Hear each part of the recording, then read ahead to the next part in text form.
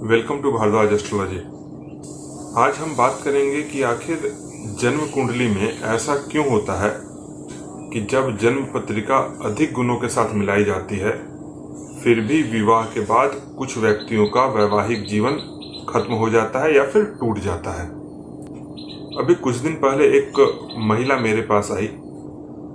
उन्होंने अपनी पुत्री के विवाह हेतु कुंडली का मिलान कंप्यूटर के सॉफ्टवेयर से किया था, जिसमें कुल 32 गुण मिल रहे थे।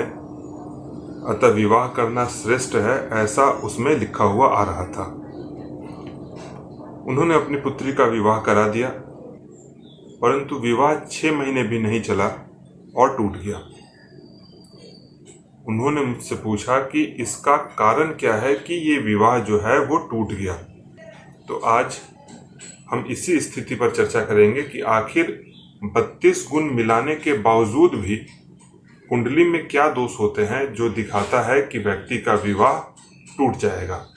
तो चलिए आज के विषय को हम लोग प्रारंभ करते हैं। सबसे पहले बात करते हैं कि लड़का और लड़की के गुण मिलान के पीछे समाज में जो मान्यता चल रही है वह क्या है। जन्म कुंडली में कुल 36 गुण होते हैं। इस विषय में प्राचीन ग्रंथ में कहा गया है, वर्णो वैश्यम तथा तारा योनिश्च ग्रह मैत्रिकम गण मैत्रम भकूटम च नाड़ी चैते गुणाधिका। अर्थात कि जो 8 गुण मिलाए जाते हैं वो इस प्रकार से हैं: वर्ण, वैश्य, तारा, योनि, ग्रह मैत्री, गण, भकूट और नाड़ी। इनके क्रम से अंक दिए गए हैं।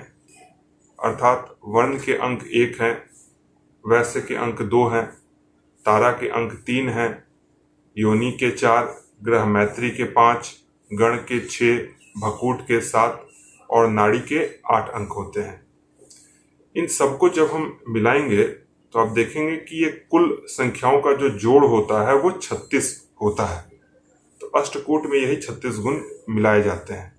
ऐसा माना जाता है कि यदि ये जो गुण मिलान है यदि 18 से कम है तो ये मिलान शादी के योग्य नहीं माना जाता है। परंतु मेरा इस विषय में क्या अनुभव है ये अगले किसी वीडियो में मैं आपको बताऊंगा। खैर, इस वीडियो पे आते हैं। इसमें फिर कहा जाता है कि एक तो हो गया कि 18 से कम यदि गुण मिलान है तो फिर वो शादी असफल रहेगी, ऐसा माना जाता है।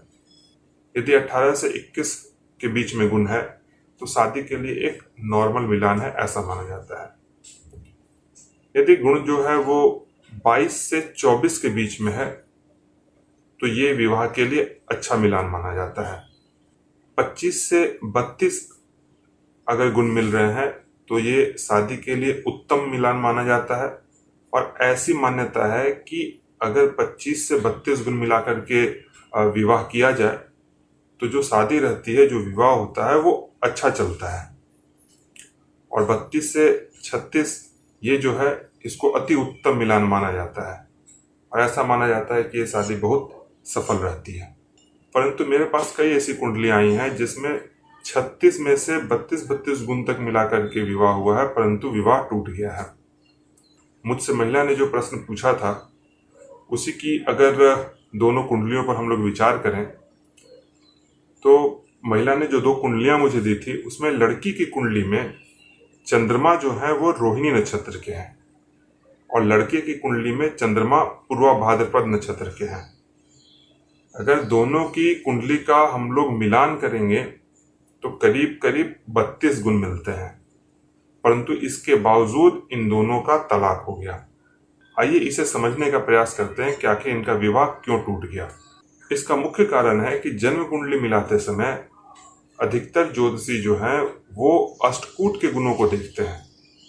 जन्म पत्रिका में यह देखते ही नहीं कि इस पत्रिका में जिसका वो मिलान कर रहे हैं उसमें वैधव्य योग है या नहीं, अगर इन दोनों का विवाह किया जाए तो कितने दिन विवाह चलेगा, इनमें संतान योग है या नहीं, या विवाह के बाद दोनों अलग तो नहीं हो जाएंगे, इत्यादि कई प्रकार के दोष हैं जो विवाह से पूर्व कुंडली मिलान करते समय देखना चाहिए। ऐसा ही एक विवाह टूटने का योग इस महिला की बिटिया की कुंडली में तथा जिनसे विवाह हुआ था उनकी कुंडली में, इन दोनों की कुंडली में हमें मिलता है। प्रथम जो लड़की की कुंडली है इस कुंडली में यदि हम देखें तो 7वें स्थान में मंगल बैठे हैं, जिस कारण से यह कुंडली मांगलिक बनती है। यह कोई बड़ा दोष नहीं है, एक सामान्य सा दोष है, परंतु यदि सूक्ष्म विवेचन के लिए हम लोग इस कुंडली के नवमांश को देखें तो वहां बातें स्पष्ट हो जाती हैं। जहां पर आप देखेंगे कि इस महिला की नवमांश कुंडली के विवाह स्थान को राहु अपनी 5वीं दृष्टि से देखते हैं तथा शनि अपनी 10वीं दृष्टि से देखते हैं, तथा अपने पूर्व के कई वीडियो में मैंने ऐसा बताया है कि जो शनि की 10वीं दृष्टि है वो मारने का काम करती है। यहाँ पर शनि की 10वीं दृष्टि विवाह के स्थान पर पड़ रही है, अतः इस जातिका के विवाह के सुख को शनि देव जो है वो कम कर रहे हैं।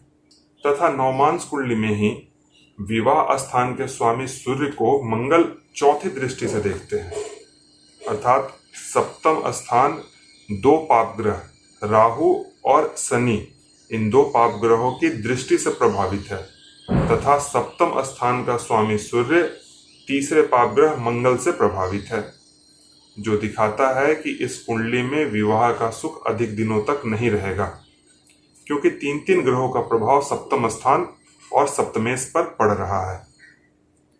इन सभी के साथ साथ आप देखेंगे कि नवमांश कुंडली में सप्तम स्थान के स्वामी सूर्य अपने से 8वें जाकर के बैठे हैं,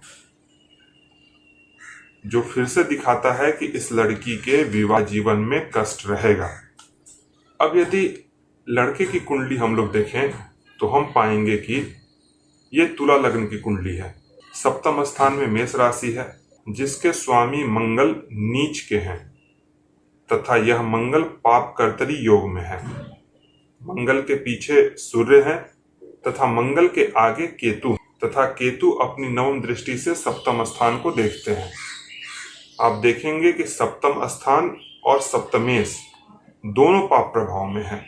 सूक्ष्म अध्ययन करने के लिए हम लोग नवमांश कुंडली का अध्ययन करेंगे तो वहां आप देखेंगे कि सप्तम स्थान में शनि देव स्थित है, तथा सप्तमेश बुध पर शनि की 10वीं दृष्टि है, तथा नवमांश कुंडली के सप्तम स्थान पर केतु की 5वीं दृष्टि है।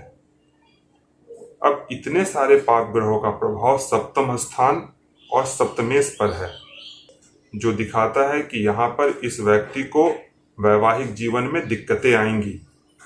इसके साथ साथ कुछ अन्य बातों का भी कुंडली मिलान करते समय ध्यान रखना होता है, जिसकी चर्चा हम लोग किसी अन्य वीडियो में करेंगे, अन्यथा ये वीडियो जो है वो काफ़ी लंबा हो जाएगा। इसी प्रकार से यदि आप लोगों को अपने लड़के या लड़की के विवाह के लिए कुंडली का मिलान करवाना है तो कुंडली के केवल अष्टकूट के गुणों को न मिलवाएं, बल्कि कुंडली को सूक्ष्म रूप से विवेचन करवाएं, क्योंकि ये उनकी जीवन का प्रश्न है। आशा करते हैं कि आज का विषय आप लोगों के लिए ज्ञानवर्धक रहा होगा। आज के विषय को यहीं पर समाप्त करते हैं। आप सभी का बहुत बहुत धन्यवाद।